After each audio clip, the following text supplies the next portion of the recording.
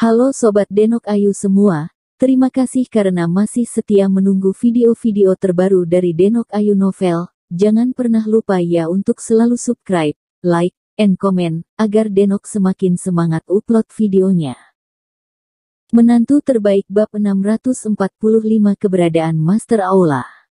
Karena Lin Yu telah melihat dari awal bahwa kedua lukisan dan dua sapuan kuas ini adalah palsu dari Yan Kaotang, Lin Yu berani menghadap langsung ke tembok besar dan membual tentang pergi ke Haikou. Terlihat bahwa Lin Yu sudah lama sekali. Dia sudah menemukan cara untuk menghadapinya, jadi dia sekarang menaruh semua harapannya pada Lin Yu. Sebenarnya cara saya sangat sederhana, yaitu mencari orang dari Yan Kaotang dan membiarkan mereka bekerja sama dengan kita. Lin Yu berkata dengan santai. Zhou Chen tidak bisa berkata-kata, metode Lin Yu sangat sederhana dan jelas, dan setelah berhasil, itu memang sangat efektif, tetapi pertanyaannya adalah apakah Yan Kaotang dapat bekerja sama dengan mereka. Rumah lelang kota orang tua harus memiliki reputasi, fondasi yang kokoh, serta kekuatan. Bahkan jika Yan Kaotang bekerja sama, itu pasti akan memprioritaskan sisi tembok besar. Dan paling tidak, tembok besar telah memperoleh lukisan dan sapuan kuas ini dari Yan Kaotang. Terlihat bahwa tidak peduli apakah mereka bekerja sama atau tidak, setidaknya kedua keluarga sudah memiliki kontak. Dan ini pertama kalinya dia mendengar nama Yan Kaotang. Jiarong, apa yang kamu katakan itu ringan, tapi bisakah seseorang bekerja sama dengan kita? Zhou Chen menghela nafas dengan wajah pahit. Dia tidak memiliki banyak harapan sama sekali. Dia memiliki perasaan campur aduk di dalam hatinya. Dia penuh dengan ambisi dan ingin datang ke ibu kota untuk memulai karir, tetapi dia tidak mengharapkannya. Ini baru saja dimulai, dan sangat terpukul. Selama kita bisa menemukan seseorang dari Yan Kaotang, aku akan punya cara untuk membujuknya agar mau bekerja sama dengan kita. Lin Yu menyipitkan matanya, menunjukkan ekspresi percaya diri. Melihat kepercayaan diri Lin Yu, Zhou Chen tidak bisa menahan perasaan tenang. Dia tahu bahwa Jiarong selalu berbicara dan bertindak dengan andal. Sejak Jiarong berkata demikian, masalahnya pasti ada. Tidak besar. Tapi pertanyaannya adalah, bagaimana kita bisa menemukan pria dari Yan Kaotang ini? Zhou Chen mengerutkan kening dan berkata dengan cemas, bukankah Paman Jiang baru saja membicarakannya? Apalagi orang-orang mereka, hanya barang Yan Kaotang ini, kamu tidak dapat menemukannya di pasar. Ya, Jiarong, organisasi semacam ini sendiri berada di area abu-abu. Harus ekstra hati-hati. Sebagian besar akan penyamaran. Tidak ada hubungan khusus, dan tidak bisa dihubungi sama sekali. Jiang Jingren juga menjilat bibirnya dan bergegas ke depan untuk mengingatkan menantunya. Jangan khawatir, aku punya caraku sendiri. Lin Yu tersenyum pada mereka, dan berkata dengan acuh tak acuh. Faktanya, dia sudah memikirkan hal ini sejak lama. Mungkin bagi orang biasa, Gus Kaotang ini tidak ingin menemukannya, tetapi untuk Departemen Luar Negeri. Untuk beberapa organisasi, itu tidak sulit. Melihat Lin Yu mengatakan ini, Zhou Chen tidak punya pilihan selain mengangguk, tetapi dia masih agak khawatir. Saudara Zhou, selama ini, Anda tidak ingin menerima barang apapun. Mari kita lelang yang Anda beli sebelumnya. Lin Yu menepuk pundaknya, tersenyum acuh tak acuh, dan menghiburnya, taruh hatimu di perutmu. Cepat atau lambat, rumah lelang tembok besar akan datang menangis dan bekerja sama dengan kita. Semoga saja. Zhou Chen menggelengkan kepalanya tercengang, rumahnya hampir kewalahan oleh orang lain, dan Lin Yu masih membual tentang itu. Kemudian Lin Yu menemani suaminya yang lama untuk mengapresiasi beberapa kaligrafi dan lukisan di perusahaan. Setelah Jiang Jingren melihatnya dengan puas, keduanya meninggalkan perusahaan. Dalam 2 hari berikutnya, Lin Yu membantu Bai Rentu dan Yiner menyewa rumah dengan 2 kamar tidur dan 1 rumah tinggal di dekat rumah sakit, dan meminta Li Zhensheng dan Bu Cheng untuk membeli beberapa tempat tidur dan gantungan baju. Kebutuhan sehari-hari seperti wastafel, del dibersihkan. Setelah beberapa orang sibuk, Lin Yu melihat ke arah rumah yang baru direnovasi, menyeka keringat dari dahinya, dan berkata sambil tersenyum, "Saudara Niu, lihat bagaimana perasaanmu. Apalagi ketidakpuasan." Dimaksudkan. Tidak ada ekspresi di wajah Bai Rentu seperti kayu mati, tapi dia mengatupkan mulutnya dengan erat, melihat rumah yang didekorasi dengan hangat, hatinya bergejolak. Dia telah mengembara selama setengah hidupnya. Menjilat darah di ujung pisau. Aku tidak menyangka akhirnya punya tempat tinggal hari ini, dan akhirnya menetap dengan orang yang aku sayangi. Tuan Ho, terima kasih. Dia masih hanya berterima kasih pada Lin Yu, tapi dia menyimpan semua emosinya di dalam hatinya.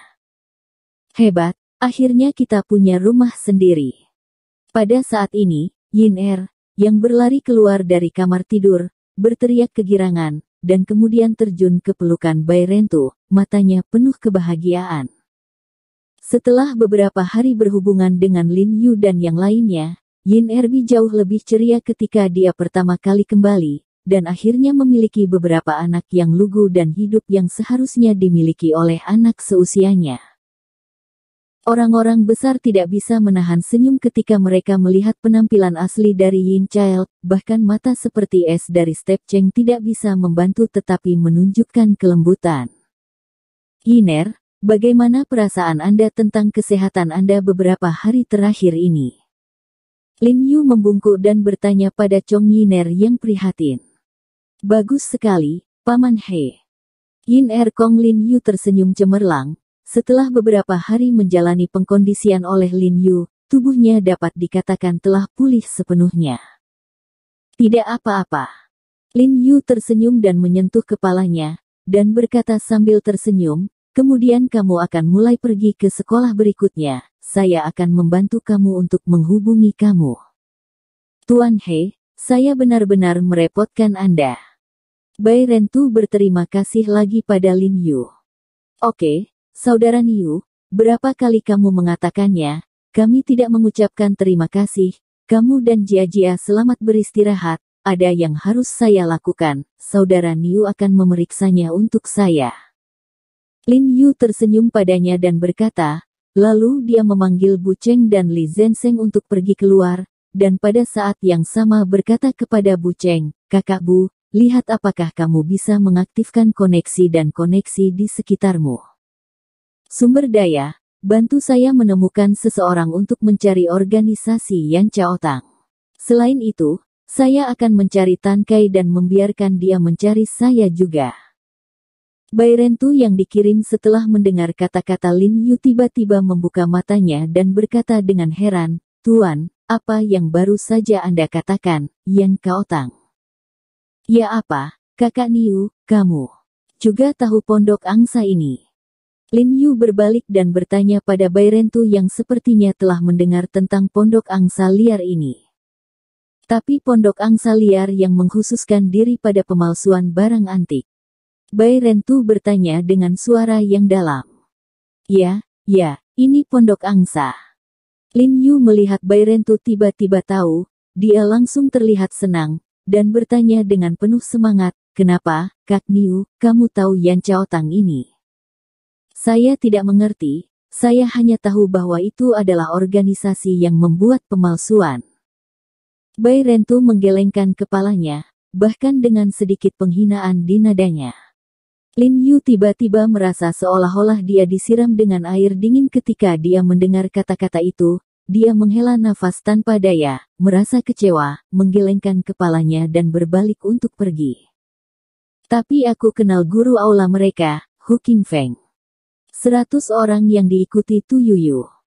Lin Yu, yang baru saja keluar dari kakinya, berhenti tiba-tiba, hampir terhuyung-huyung ke tanah, berbalik tiba-tiba, menatap Bai Rentu dengan heran, dan kehilangan suaranya, kamu tahu tuan aula mereka. Dalam hati Lin Yu, 10.000 kuda lumpur rumput berlari kencang lewat saudaraku, apakah kamu ingin terengah-engah? Tidak buruk. Bai Rentu mengangguk dengan serius. Kakak Niu, apakah kamu yakin bahwa orang ini adalah kepala Yen Kaotang? Lin Yu mendengar ratusan orang tu berkata bahwa guru aula ini juga memiliki nama keluarga Hu, dan hatinya sangat gembira. Dia merasa bahwa kebanyakan dari mereka tidak dapat dipisahkan satu sama lain. Namun, dia dengan hati-hati bertanya lagi, dan sedikit bingung. Saya tidak tahu bagaimana seorang pembunuh seperti Bai Rentu bisa mengenal kepala Yen Kaotang. Menentukan. Bai Rentu mengangguk sangat serius, dan berkata dengan tegas, selain menjadi penipu, dia juga seorang ahli seni yang mendalam. Ekspresi Lin Yu terkejut, dan ekspresinya sangat terkejut, ini melampaui harapan Lin Yu, tidak heran 100 orang mengenalnya. Yah, dia berlatih seni yang mendalam sangat awal, dan bakatnya luar biasa. Sayang sekali dia hanya merawat yang palsu dalam beberapa tahun terakhir, dan belum banyak berlatih, jadi levelnya sedikit menurun, kalau tidak dia. Kemampuannya tidak di bawah saya. Bai Rentu berkata dengan suara yang dalam, dia tahu Hu Qingfeng dengan sangat baik dalam kata-kata, meskipun dia tidak memiliki ekspresi sedikit pun di wajahnya ketika dia berbicara, dia bisa tahu dari nada suaranya. Ayo. Dia meremehkan pemalsuan ini. Oh, Kakak Niu, senang sekali kamu mengenalnya. Lin Yu bertepuk tangan dengan penuh semangat, dan berkata dengan penuh semangat, kalau begitu kamu tahu di mana dia, dapatkah kamu menemukannya? Keberadaannya tidak menentu, saya tidak tahu di mana dia, tapi saya tahu siapa yang bisa menemukannya. Bai Rentu sedikit mengernyit, dan berkata dengan hati-hati. Tidak apa-apa juga. Lin Yu mengangguk penuh semangat, menggosok tangannya dengan gembira, dan buru-buru bertanya, di mana orang yang bisa menemukannya sekarang? Saat ini, kondisi Zhou Chen sangat buruk, dan seharusnya tidak terlambat. Lin Yu perlu menghubungi Yan Kaotang sesegera mungkin untuk menjalin hubungan kerja sama. Memanfaatkan kegagalan rumah lelang tembok besar. Kepasifan itu aktif, dan yang paling mengejutkan Lin Yu adalah bahwa Bai Rentu berteman dengan kepala Yan Kaotang, jadi saya pikir akan lebih mudah untuk membicarakannya. Nama. Bai Rentu berkata dengan suara yang dalam. Nama. Lin Yu tiba-tiba membelalakkan matanya ketika dia mendengar perubahan mendadak pada nama tempat ini. Nama. Bukankah ini kampung halaman Ye Qingmei? Bersambung. Terima kasih sahabat Denok yang sudah mendengarkan video ini. Jangan lupa like, komen, and subscribe ya. Terima kasih.